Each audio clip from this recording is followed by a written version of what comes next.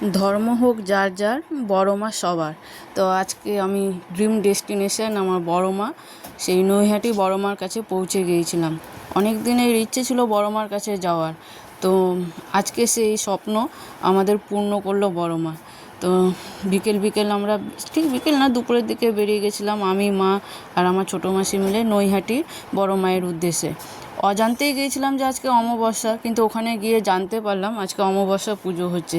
তো মাকে এই অমাবস্যার দিনে যে এত কাছ থেকে দেখতে পাবো, সত্যি এটা ধারণার বাইরে ছিল। তো বড় মার কাছে গেলে শুনেছি সবার মনের আশা পূর্ণ করে বড় মা। তো আমিও মায়ের কাছে আমার প্রার্থনা জানিয়ে এসেছি। তো মা যদি আমার এই প্রার্থনা পূর্ণ করেন, অবশ্যই মায়ের কাছে যাব। এই নয় যে প্রার্থনা পূর্ণ করলেই মায়ের কাছে যাব, সেটা না। মা যদি ডাকে অবশ্যই মায়ের কাছে যাব, বারবার যাব। কিন্তু আমার প্রার্থনা পূর্ণ করলে আমি মাকে মন ভরে, আমার যে মনের আশা, সেইভাবে আমি মাকে পুজো দিয়ে আসব। তো যারা আসেননি অবশ্যই আসুন, খুব সুন্দর একটা জায়গা, এবং মাকে দেখলে অবশ্যই মুগ্ধ হয়ে যাবেন। তো আবারও বলবো, ধর্ম যার যার, বড় মা সবার। জয় মা বড় মা। সবাই খুব ভালো থাকবেন, সুস্থ থাকবেন। জয় মা বড় মা।